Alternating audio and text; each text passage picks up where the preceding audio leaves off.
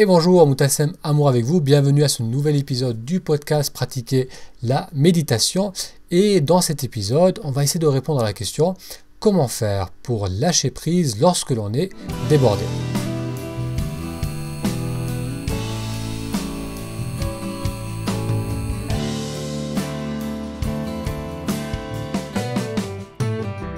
Alors cet épisode, c'est une réponse à la question qui a été posée par l'une des lectrices du blog. Alors c'est Christine qui a posé cette question et qui a utilisé le formulaire pour poser sa question. Si vous aussi vous souhaitez poser une question sur la méditation, sur le développement personnel ou sur ce qui vous préoccupe en ce moment, vous pouvez aller sur Pratiquer la méditation, vous inscrire à la newsletter et cela vous donnera accès au formulaire pour pouvoir poser votre question. Alors, on va découvrir la question de Christine. Et Christine, qui est une maman divorcée, qui élève seule ses deux enfants, qui sont tous les deux jeunes adultes.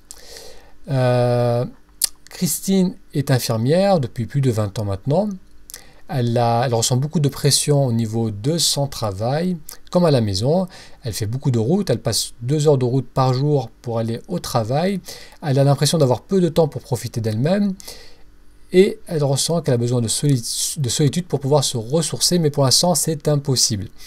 Donc, Christine, elle note « J'aimerais pouvoir lâcher prise, mais je n'y arrive pas. Très sollicitée de toutes parts, au travail comme à la maison. J'ai peu d'aide de la part de mes enfants. J'ai beaucoup de culpabilité. Je ressens de la culpabilité. Difficile de lâcher un travail qui me plaît, mais qui engendre beaucoup de tension. Impossible de me relaxer, je suis tout le temps sur les nerfs, je n'arrive pas à méditer, je pense trop à mes tracas du quotidien. Je suis toujours sur le qui-vive avec 5 à 6 heures de sommeil la nuit. Elle continue, très stressée, tendue en permanence. Elle a fait de nombreuses séances avec le chiropracteur qui lui font du bien, mais malheureusement, cela ne perdure pas dans le temps car elle a un traitement anxieux. Et les tensions ont tendance à revenir à la base du cou, dans la nuque, dans les épaules. Elle note aussi avoir une mémoire défectueuse et de la difficulté à se concentrer. Alors Christine, elle ajoute « J'aimerais arriver à être plus sereine et détendue. Comment faire pour relativiser et arriver à vivre et profiter du moment présent ? Je lis beaucoup d'articles mais n'arrive pas à les mettre en place. Difficile de trouver le temps. Merci beaucoup pour vos conseils. » Alors merci Christine pour votre question. Alors tout d'abord, on va découvrir la réponse de Marie-Pierre. Marie-Pierre, elle propose des massages et des conseils bien-être dans la région de Bayonne, en France. Et vous pouvez retrouver Marie-Pierre sur son blog, sur mariepierremassage.com, Marie-Pierre Massage, tout attaché. Donc on va découvrir la réponse de Marie-Pierre et ensuite je reviens vers vous. Bonjour. Alors là, c'est autant la mère de famille qui a été débordée que la praticienne bien-être qui participe à la réponse à la question de Christine. Lorsque nous vivons un stress intense, il me semble qu'il est bon d'établir un rituel simple et quotidien de détente. C'est ce que j'ai moi-même expérimenté.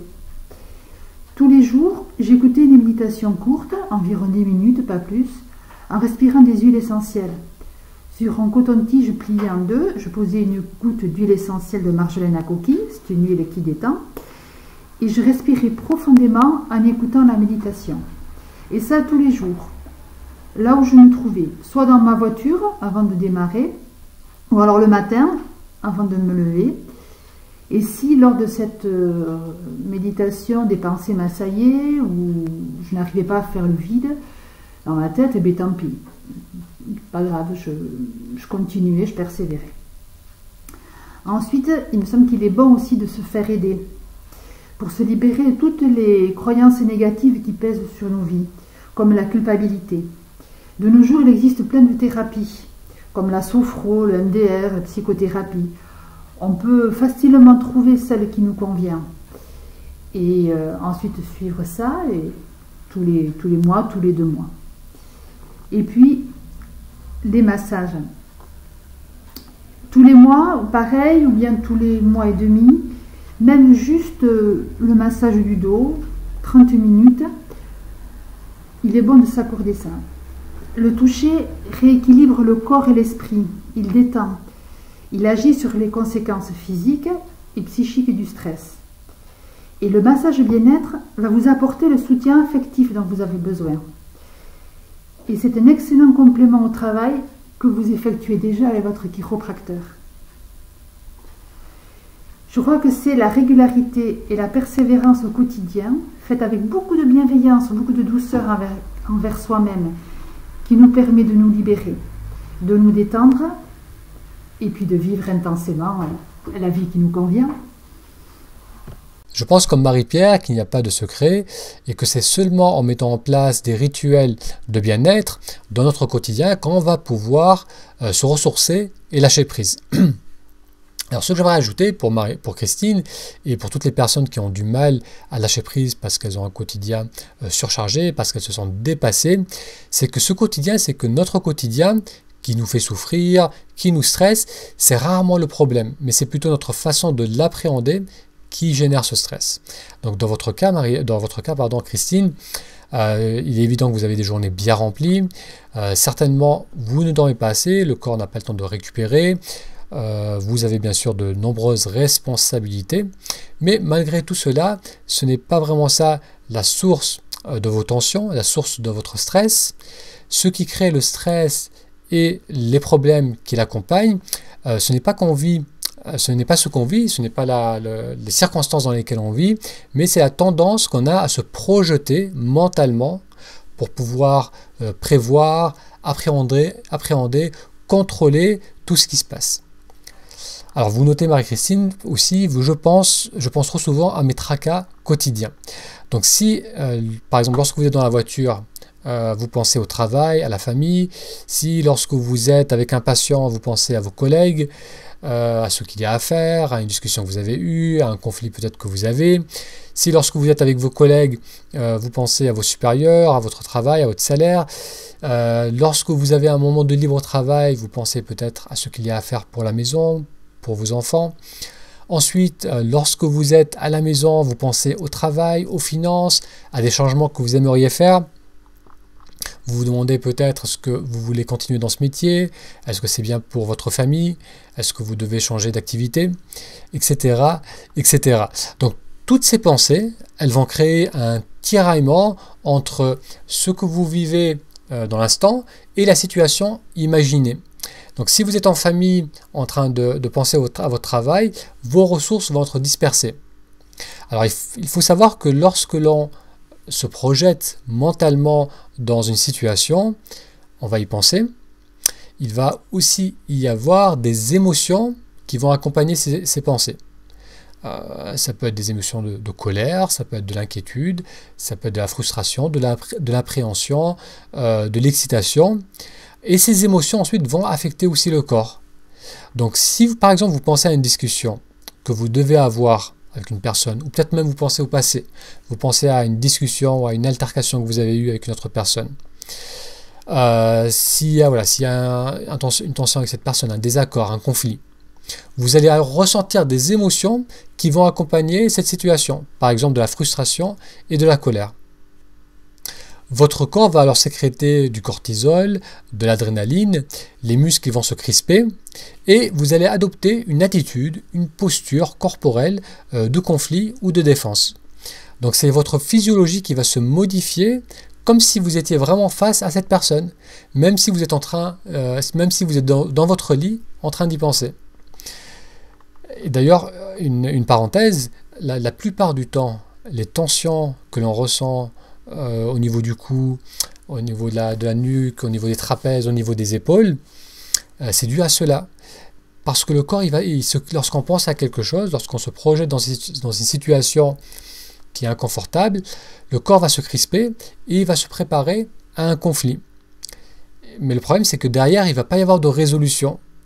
Et ce qui risque de se passer, c'est qu'on va passer une journée, parfois une semaine entière, à penser à une situation, à se préparer physiquement, donc ça se passe inconsciemment, c'est le corps qui réagit comme cela, c'est notre physiologie qui a réagi comme cela, et ces tensions, ces crispations vont s'accumuler, et il arrive un moment où on a les épaules qui montent jusqu'aux oreilles, où on va avoir mal au trapèze, mal au cou, parfois mal à la tête, on va avoir un tas de symptômes liés à cette crispation qui s'est accumulée et qui ne se relâche pas. Tout cela pour expliquer que lorsque l'on se projette dans le futur, ou lorsque l'on ressasse le passé, cela va solliciter des ressources, de l'énergie, parce que les muscles se contractent, le cœur s'accélère, donc tout cela c'est gourmand en énergie. Donc qu'est-ce qui va se passer? C'est que d'une part, il y a l'action qui se passe dans l'instant, dans le moment présent.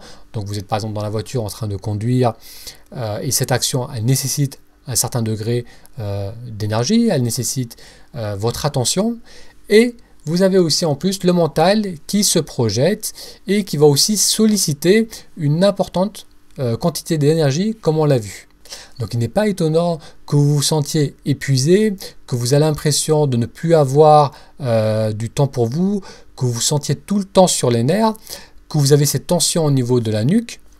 Parce que le problème, ce n'est pas tant votre situation actuelle, mais c'est plutôt ce tiraillement que vous ressentez continuellement entre ce qui se passe dans le moment présent et vos projections dans le passé et dans le futur. Et vous savez quoi, c'est un mécanisme, c'est une tendance, c'est une habitude qu'on a tous tendance à faire à différents degrés. C'est quelque chose que l'on a hérité de nos ancêtres, qui a permis à l'humanité de survivre jusqu'à nos jours.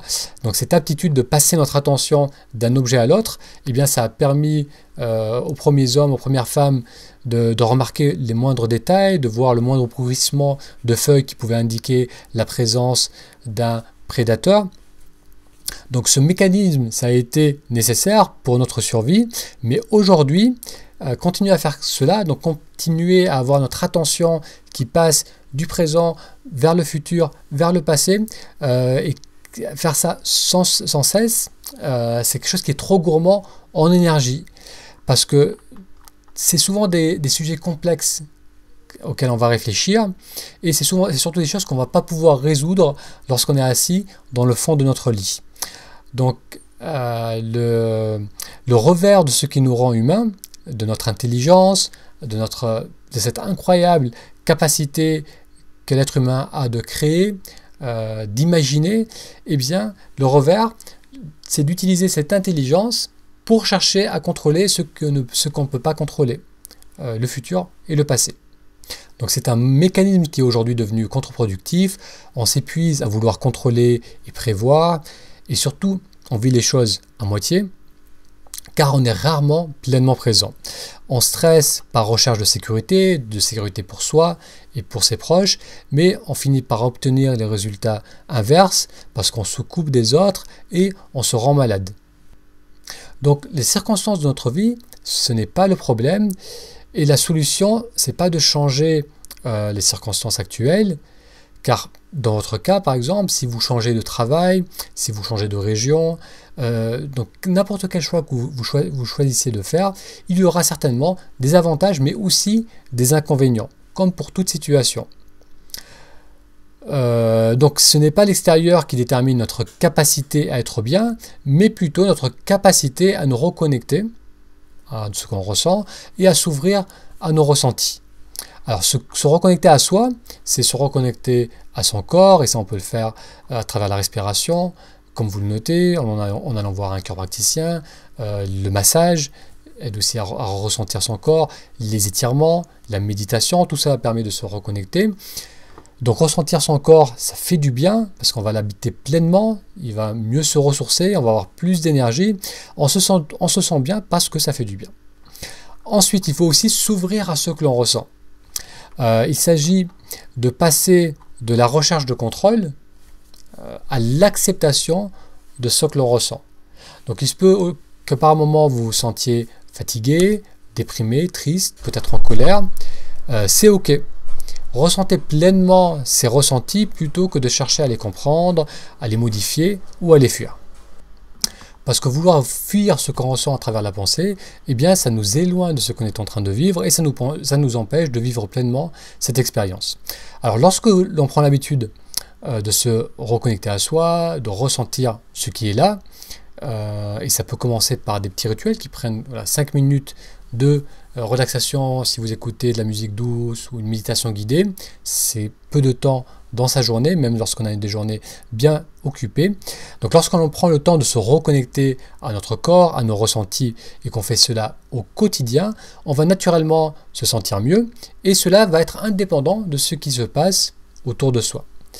Et ensuite, et donc là c'est un processus qui va s'étaler sur le temps, donc c'est un rituel à mettre en place, et il va falloir le temps pour qu'il fasse ses effets. Et ensuite, donc, on va pouvoir avoir suffisamment d'énergie, de disponibilité aussi. Donc ça, c'est un point important parce qu'on va être moins... notre attention, notre concentration, elle va être moins dans tous les sens et elle va réapprendre à se focaliser sur l'instant, sur ce qu'on est en train de vivre et de faire. Donc lorsqu'on va avoir plus d'énergie et plus de disponibilité, on va pouvoir ensuite faire des vrais changements, prendre des grandes décisions si c'est nécessaire ou si on le souhaite. Donc on va développer plus de clarté sur ce qui est vraiment important dans sa vie. Et c'est en développant cette capacité de lâcher prise, en se reconnectant à notre corps, à nos ressentis, et à moins vouloir donc anticiper et contrôler, qu'on va pouvoir éventuellement transformer notre quotidien. Et c'est pas le contraire, parce que parfois on a l'impression que pour pouvoir être bien, pour pouvoir lâcher prise, pour pouvoir enfin se détendre, être heureux, il faut trouver la solution. Il faut mieux se connaître, il faut changer d'orientation professionnelle, il faut résoudre un problème. Donc on a l'impression que le changement doit venir de l'extérieur, que l'extérieur doit se modifier pour nous permettre enfin de nous détendre, de nous relaxer, de moins stresser.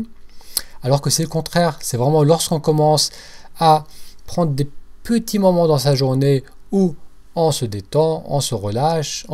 On a vu, c'est relativement compliqué de se faire, relativement simple de se faire du bien. Il suffit de se reconnecter à son corps, de ressentir son corps pour être bien. Lorsqu'on fait cela régulièrement, on va développer plus d'énergie, plus de clarté, on va être capable de prendre plus facilement du recul, de mieux savoir ce qui est important pour soi, et ensuite on va pouvoir effectivement transformer notre quotidien, et c'est quelque chose qui va se faire beaucoup plus naturellement. Voilà Christine, et toutes les personnes qui aujourd'hui ont du mal à lâcher prise parce qu'elles se sentent débordées dans leur quotidien, j'espère que ces quelques conseils, que ces quelques directions vont vous faire réfléchir, vont vous donner envie d'essayer de mettre en place quelques rituels, comme Marie-Pierre nous a conseillé, vous a conseillé, comme il en existe, comme il y a plein de petites choses qu'on peut faire pour nous faire du bien, commencez à les mettre en place.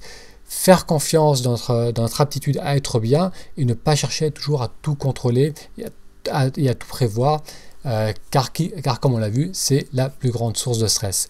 Merci encore pour votre question Christine. Si vous souhaitez réagir sur cette réponse, si vous souhaitez poser d'autres questions, que ce soit vous Christine ou les autres auditeurs ou lecteurs du blog, je vous invite à le faire en laissant un commentaire. Merci d'avoir regardé cette vidéo, d'avoir suivi ce podcast et je vous dis à très bientôt.